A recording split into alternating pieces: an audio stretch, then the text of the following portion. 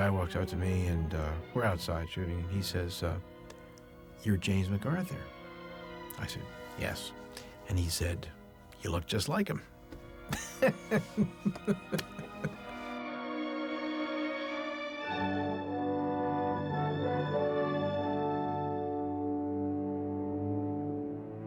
Why an actor? Why not? My father's a writer, wrote a lot of movies and plays, and my mother was an actress, Helen Hayes, and I learned a great deal about theater and movies just in the general dinner conversation, and as you get interested, it pulls you in. In 1955, I did the first thing I ever did professionally, well, in films or TV, was a TV show for CBS, Climax, which was an old one-hour television, like Studio One or Playhouse 90 or one of those things. And John Frankenheimer directed it, and the next year the movies bought an RKO. In 1956, we made this movie called The Young Stranger. Walt Disney had seen that picture and liked the picture, or thought that I would be a useful guy in his stable for the kind of pictures he was doing. He was such a personable, nice guy that you lost sight of the magnitude of the figure that was sitting across from you or talking to you. I worked for different studios, but this was a family. You came out to Burbank and it was a family. This was a lot where there was a magic to it that didn't exist. Everything lent itself to being upbeat. Walt Disney contacted my agent and said, "I'd like to hire Mr. MacArthur to be in this picture called Light in the Forest."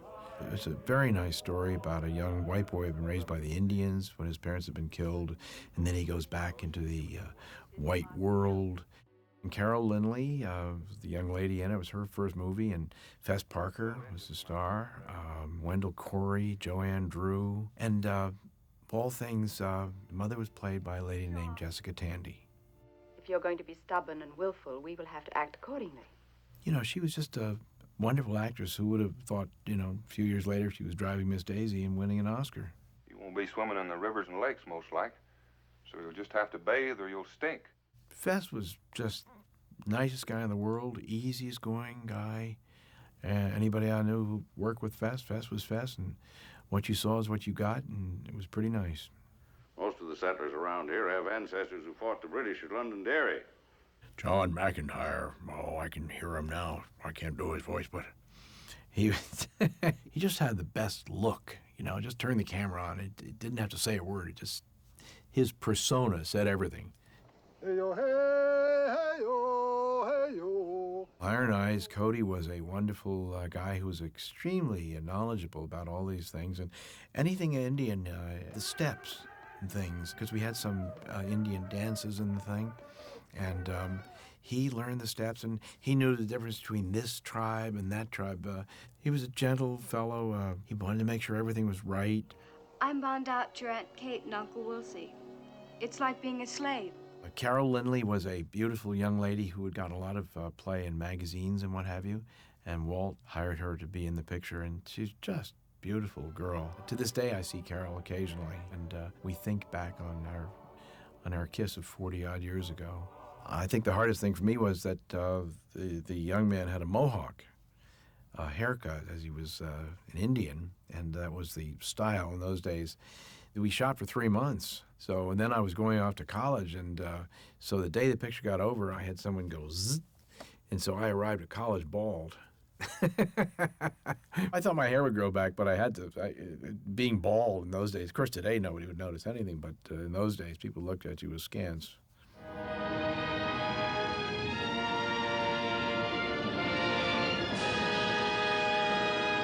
Third Man on the Mountain was my second movie for the Disney company, for Walt, and it was a fine book by James Ramsey Ullman. And it was a loosely knit story based around the first climbing of the Matterhorn. It was shot in 1958 in Zermatt in Switzerland, and I was pretty athletic, but climbed a mountain? Heck no, never done that. Ken Anakin, the director, and he said, "Are you fit?" I said, "Yes, I think I'm fit." He said, "Well, you better be." So off we went to Switzerland, and we shoot up in a glacier, and every day up into those mountains. And I got very good in my ability to climb that stuff. And they had some really fine Swiss mountain climbers doing some scaling of the mountains that was beyond my skills. But Ken had me out hanging over 3,000-foot drops and things. I think the highest we went for filming was probably 11,500 feet or something like that. The only time I fell the entire time of the movie was got back to Merton Studios in England, and a piece of false rock I was climbing broke off as we were shooting this thing, and I come down, but they had the rope tied off to the ceiling, so the rope caught me, and all I had was a sore stomach for a while. Now, can you assure us that we have everything we need? Oh, yes, ma'am. But perhaps you could use a good porter? Well, then meet us at the hotel at 10:30. Well, during the filming of Third Man on the Mountain, my mother, Helen Hayes, for those who don't know, wonderful actress. But Mom had won an Oscar in 1931. She won one in 1970 for Airport in 1931, or two was Sin and Madeline Claudet. So she arrives with my fiance, and Ken says, "Oh, we got to get you in the picture." So they had a scene where the hotel was bustling around, and so Mom and Joyce get in this makeup and the costume, and they make an entrance. But there they are, both of them there, and it was just a lovely little vignette for me to see. Captain Winter. My apologies, friends. I looked for you in the village. They told me I'd find you here. Apologies, Captain. It's an honor. Michael Rennie was so tall and chiseled, and see, Michael and I just had a fine time. We worked together again. It was that like 3 months, real hard, working together, and we dined occasionally and what have you. He was a gentleman. And Walt came up. I think Walt had lederhosen on or something. He had a big Tyrolean hat. The Matterhorn ride in Disneyland did come right from Third Man on the Mountain, of course. And he was very enamored of the scenery, and maybe that's why I had the Tyrolean hat and the whole thing and a walking stick. He looked like he was ready to yodel, but I don't think he yodeled. Walt wanted to do Kidnapped, the Robert Louis Stevenson wonderful book. I was thrilled to do it because it's a great part for the young man, is a wonderful part. They told me they were going to shoot it in England and Scotland, and Peter Finch was going to be in it. So Peter Finch was playing in the theater in London in Two for the Seesaw, a wonderful play. And I went to London and I went to see the play and to introduce myself. And so I went backstage afterwards and we spent a few days around London. And Finchy was a very funny fellow. And then we trotted off to Scotland with our wigs and our three-cornered hats, and there we are bouncing around the Highlands together, avoiding redcoats. But I'm a poor man, never forget that. For my father sinfully wasted the estate when he began to rebuild this house. John Laurie, the actor who played Uncle Ebenezer, told me that when he was approached to do the part, his agent said, the Disney people have called about doing the part. And he said, I'm going to go in and I'm going to demand this, that, the next thing. So his agent went in and demanded whatever, and they said, yes, fine. Walt came over, and he went through the budget and what have you, and he said, John Laurie, he said, you're not paying him enough. I want John Laurie to get this. And he got almost double what his agent had gone in and demanded. When I heard there was a stranger here, I did not think I would be so unchancy as to find an Appin Stewart's. And also, interestingly enough, in that picture was Peter O'Toole's first appearing in front of a camera. He was playing in a wonderful play in the West End, so he's a very hot young actor, and they got him to come out and play in Kidnapped. Youngie up there. At the top of the tower, there's a wee room with a chest in it. Bring the chest down to me. There are papers in it that'll tell you everything. There's an outdoor staircase, and there's thunder and lightning, and Uncle Ebenezer says to me, now you go up this top of the stairs, money, that's where you go.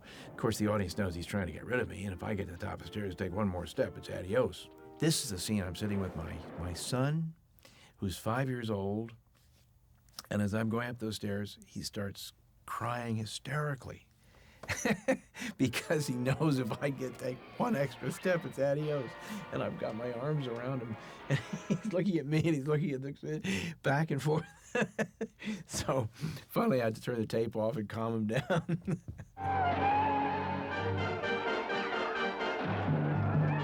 Willie and the Yank Kurt Russell and I were, we were cousins in that thing or something. It was a Civil War thing, love story, but one guy in the Confederate, one guy in the Union and what have you. Kurt was like 15, and he was just a wonderful kid, just, you know, as talented as he could be at that age. And then there was a love interest, because I was interested in his sister, who was Peggy Lipton. Peggy Lipton's absolutely gorgeous.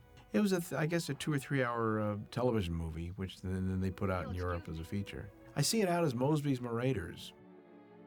Well, I made some other movies that I liked very much. Bedford Incident, the war movie with Ken, Battle of the Bulge, Spencer's Mountain. A lot of people think that was a Disney picture.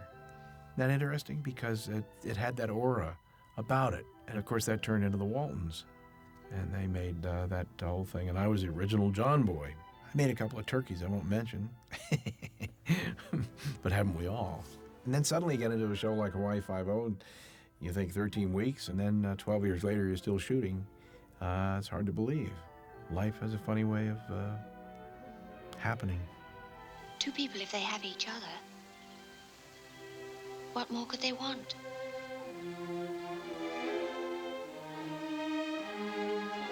I guess just to be alone. I've never thought about what the 4 films I did for Disney mean to me exactly, but I've always had a sort of youngish persona about me. And I don't know, working for Disney was probably the right place for me. It was a good place for me. And I feel extremely lucky and so on that I did work for Walt.